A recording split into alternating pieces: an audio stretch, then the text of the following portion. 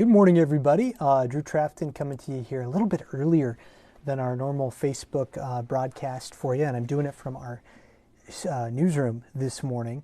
If you watched the show, you know that I was filling in for Lisa and Scott, and Lydia would have joined us, but if you're watching, you know her voice gave out. So we're in all sorts of shambles this morning, but the news goes on, right? I mean, we have to keep moving forward with the news, and so we're going to do that for you this morning. I'll give you a quick update. I mean, I'm even, look at this, I even like paper clipped my microphone onto my tie because I'm so out of practice with this whole thing.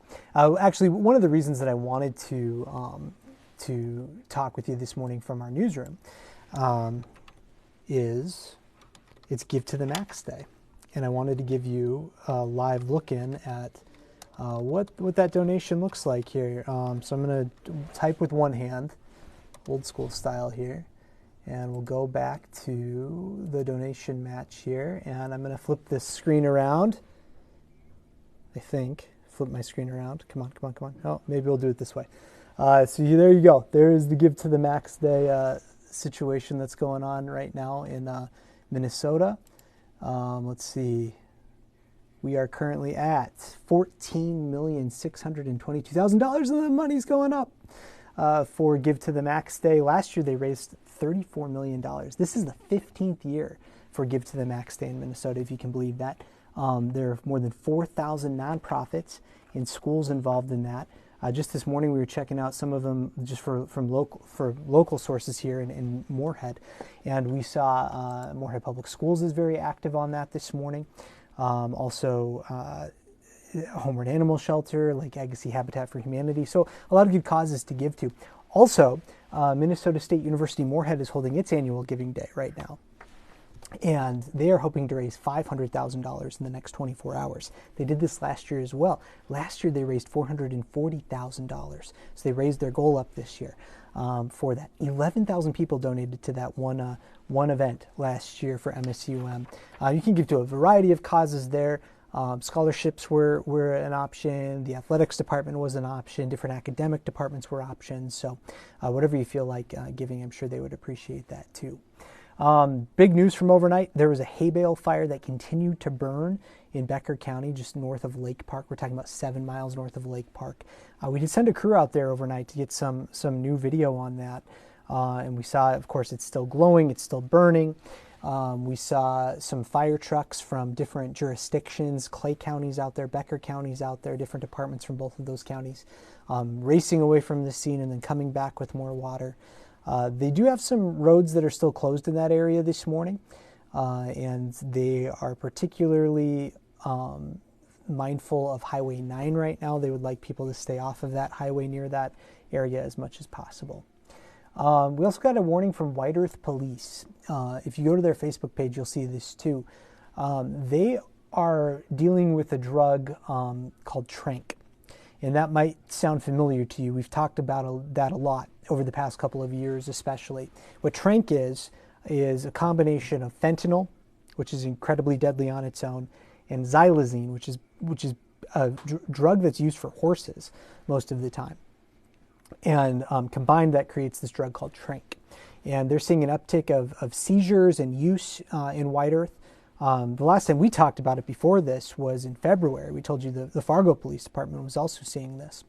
The reason why Trank is so dangerous on its own is because xylazine kind of counteracts that the drug naloxone, which is the opioid antidote,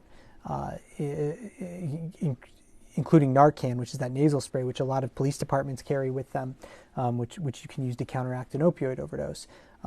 Xylazine kind of just it makes that null and void, so you're in a very dangerous situation if you overdose. It can also cause Trank can also cause human flesh to rot in really festered wounds. Some other signs to look out for when we're talking about overdoses in that situation would be a slowing heart rate, really weak pulse, difficulty breathing, and just like lethargy in general, like just trouble sleeping. So things to look out for there. We talked about the Giving Days. It's also Great American Smokeout today, which is something that American Cancer Society puts on once a year. and it's just to help people who have smoking habits to quit. We looked at some new statistics this morning that we were able to pull from the Safe Tobacco Kids campaign, or campaign for Safe Kids.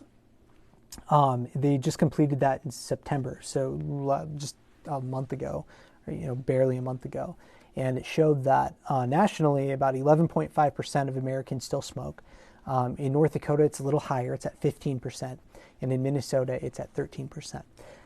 If you are looking to quit, there are a bunch of national and state resources that are completely free, including a national hotline number. ND Quits is one program in North Dakota. They say that they help up to, I think it's 3,000 people a year quit smoking. So there's some success with that program there. And then in Minnesota, they have a partner program, Partner to Quit program, that is for both adults and teenagers who are looking to quit. Overnight, when it comes to national news, big story from Capitol Hill was late last night, the Senate voted 87-11 to pass funding stopgap bill. So that means that the government's not going to shut down on Friday, which was going to be a huge headache. Not only for the normal reasons the shutdown's a headache, but it was the Thanksgiving travel week next week. And TSA workers and air traffic controllers would have had to go to work for no pay. So that could have been a major travel headache, with an estimated, I think it's 4.9 million people traveling by air next week. It was going to be the third busiest holiday week of travel ever. So they wanted to avoid that, and they got that done. President Biden says he's going to sign that. He'll do that before the Friday deadline. So basically what this does now is it pushes back any funding concerns for the federal government to January and February. The really critical stuff is funded through February 2nd. And then there are some departments that could lose funding before that if a deal isn't reached for long-term funding, because we're still in stopgap mode. They haven't passed a budget for the upcoming year yet. Hot Mic today with Dom Izzo. He has NDSU's athletic director, Matt Larson, on. And I'm sure they'll talk Bison for sure. But Matt Larson is also on the FCS playoff selection committee. And they've got a big job coming up this weekend, because they have to seed a 24-team field and seed it for teams that get buys and all of that. He can't, of course, be in the room when they're talking about NDSU or any conflict of interest, but he will kind of give us some insight on how the playoff committee is going to seed teams this year and what that whole situation looks like. So good stuff there. That's on from 9 to 11 on WDAY Extra, on streaming live on inform.com. Of course, we also have newscasts coming up at 11, at 4, 5, 6, 9, and 10. So we're on all day. And then don't forget, you can get a subscription to inform.com, 99 cents a month for your first 3 months for all access. It's a really great deal, so you should definitely check that out. All right, everybody, I hope you have a really good Thursday, and we'll see you tomorrow morning on First News from 5 to 7. Have a good day. Bye.